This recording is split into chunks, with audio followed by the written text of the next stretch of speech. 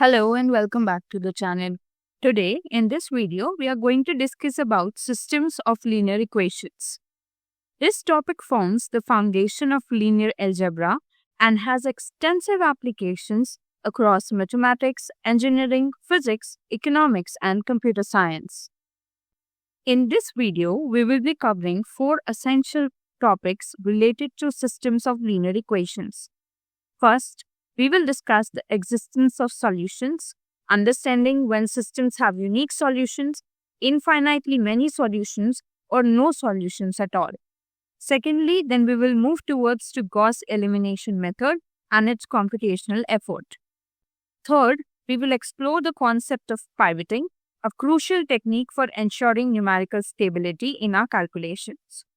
Finally, we will learn about the Gauss-Jordan method, an extension of Gaussian elimination, and evaluate its computational requirements. Let's begin by addressing a fundamental question. When does a system of linear equations have a solution? The existence of a solution depends on the relationship between the coefficient matrix and the augmented matrix.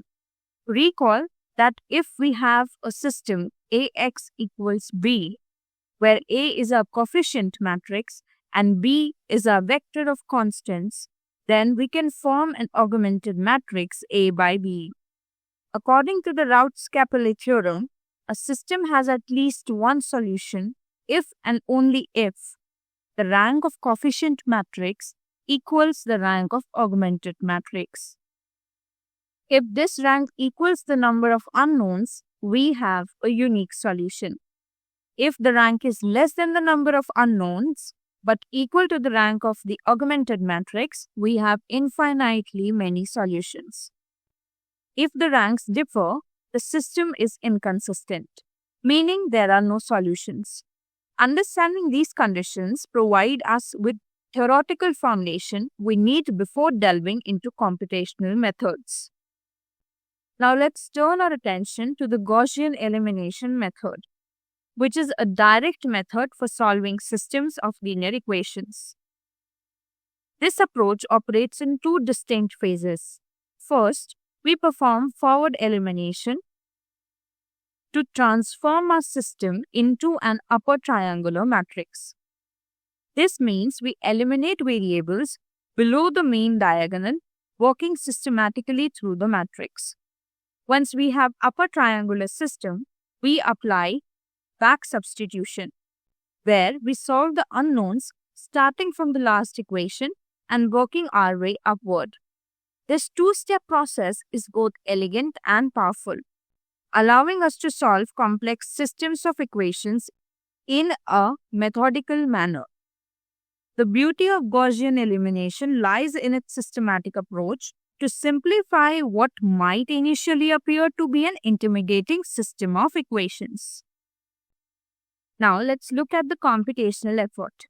In Gauss elimination method, it's nearly equal to 2 by 3 NQ, and it is very efficient for moderate sized systems but may introduce round-off errors without pivoting. Now let's walk through an example to illustrate the Gaussian elimination method. Consider this system of three equations with three unknowns. Our first step is to set up the augmented matrix representing the system. Notice how each row corresponds to one equation with the coefficients of x, y, and z followed by the constant term. Now our goal is to perform row operations to transform this into an upper triangular matrix. We will use the first elements in the first row as a pivot and perform operations to eliminate all the elements below it in the first column. This systematic approach forms the foundation of the elimination process. Remember, we are not changing the solution to the system. We are simply representing it in a form that makes the solution more readily apparent. Continuing with our example, here we are performing the row operations respectively on row 2 and row 3. As you can see here, we had achieved the first elements of row 2 and row 3 are 0. Next step is to make the second element of our row 3 as 0 so that our augmented matrix can turn into upper triangular matrix. And after successfully performing these operations, we can get this as what is actually required. Step number 5 is back substitution. We will start with the last row, substituting the values and calculating the values for z, that is 0.375. Then we will move to row number 2 and 1 respectively and calculate the value of y as 0.5 and of x as minus 0.4375. This is how Gaussian elimination method works. Now let's discuss the critical concept in numerical methods for solving linear equations. Pivoting. Pivoting is a numerical stability technique used during Gaussian elimination to avoid division by small numbers, which can significantly amplify errors due to the limitations of floating point arithmetic. There are two main types of pivoting strategies: partial pivoting, that involves swapping rows to place the largest absolute value in the column as the pivot, while complete pivoting involves swapping both rows and columns to choose the optimal pivot element. So why is pivoting so important? First, it prevents division by near zero values, which can lead to catastrophic computational errors. Second, it reduces floating point errors during the elimination process. Third, it significantly increases the accuracy and reliability of our algorithms in practical applications. Without proper pivoting strategies, Gaussian elimination can produce widely inaccurate results, especially for ill-conditioned systems. Let me illustrate the concept of pivoting with this example. Notice that without pivoting, we might proceed with the very small values as our pivot, leading to a potential numerical instability. With partial pivoting, we examine the current column and rearrange the rows to use the largest absolute value as our pivot. Look at how this changes our matrix structure. The element with the largest magnitude in the column becomes our pivot, providing a more stable base for our calculations. This simple action of swapping rows can dramatically improve the accuracy of our results, and in practice, most implementations of Gaussian elimination include partial pivoting as a standard feature. Complete pivoting would involve examining the entire remaining submatrix to find the absolute largest value, which offers even better stability but at a higher computational cost. Now let's move on to the Gauss-Jordan method, which is an extension of Gaussian elimination. While Gaussian elimination reduces the matrix to upper triangular form, the Gauss-Jordan method goes further by reducing it to a reduced low echelon form, or RREF. The process involves 3 steps. First, we perform forward elimination, just as in Gaussian elimination. Second, we perform backward elimination to create zeros above the diagonal as well. Third, we scale each pivot row so that the pivot equals 1. The resulting matrix, if the system is uniquely solvable, becomes an identity matrix on left side of the augmented matrix, with the solution vector directly visible on the right side.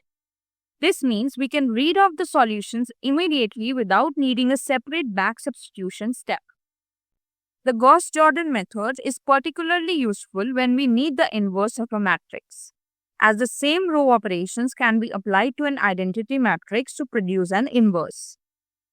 Now the output statements simply represent how we convert a matrix to an identity matrix and how we can use it to obtain the inverse of it.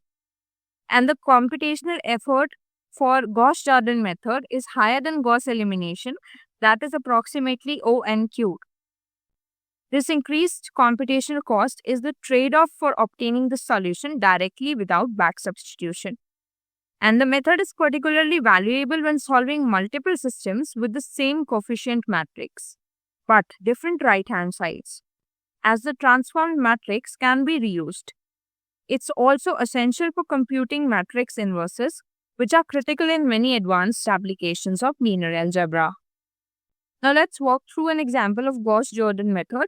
We start with 3 system of equation. The step 1 remains same of creating an augmented matrix. Step 2 is to eliminate above and below all the pivots, and we will perform row operations subsequently. This is how and what row operations will be performed on row 1, 2, and 3 respectively to make the augmented matrix into an identity matrix. The final result of these system of equations will be an identity matrix that will somehow look like this, and directly seeing upon the matrix, we can evaluate the values of x as 5, y as 1, and z as -2. So that's all for this video on systems of linear equations. And I hope you found this helpful. If so, then please give it a like, share it with your friends, and subscribe to the channel. And I will see you in the next one. Till then, happy learning.